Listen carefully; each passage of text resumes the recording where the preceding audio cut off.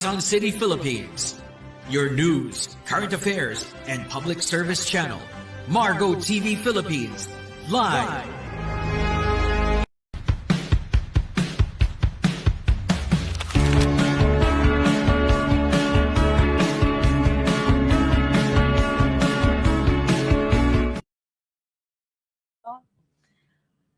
Magandang hapon Pilipinas, ito po si Tisay ang inyong Love Talk. Siyempre ang usapang pag-ibig ito, Love Talk naman. Mula sa pagbabalita kanina, dito tayo ngayon sa Love Talk.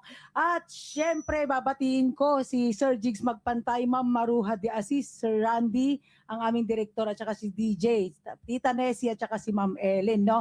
At siyempre nalalapit na ang grand alumni ng batch mula 1980 hanggang 2022, no? 22, tama ba?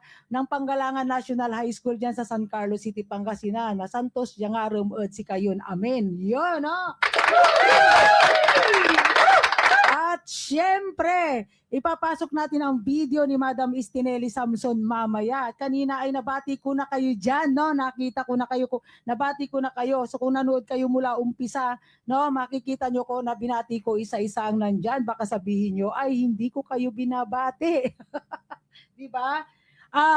Siyempre, mayroon tayong bisita dahil ito ay usapang Love Talk at ipapakilala natin ngayon ang ating bisita na si Mariel. Ayun. Ayun, magpakilala ka Mariel at siyempre kung may gusto kang batiin ay yung batiin muna. Ay po, magandang hapon ng Tisay. Si Mariel po pala ng GPBI, asawa ni Ronald ko. Ilang naman. Hello sa lahat ng GPBI.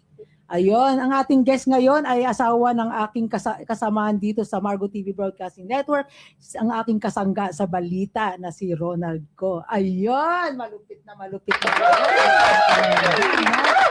So see you, no? Yung mga abangers dyan, andito na naman at nagpapasaway sa Margo TV, ang inyong lingkod na si Tisay. Siyempre, nandito tayo ngayon. Ito naman si Jenilyn Arevalo Crodsen. Hello sa inyo. Sabi nito pa shout out. Ayun, shout out sa iyo at syempre kay Asia, no?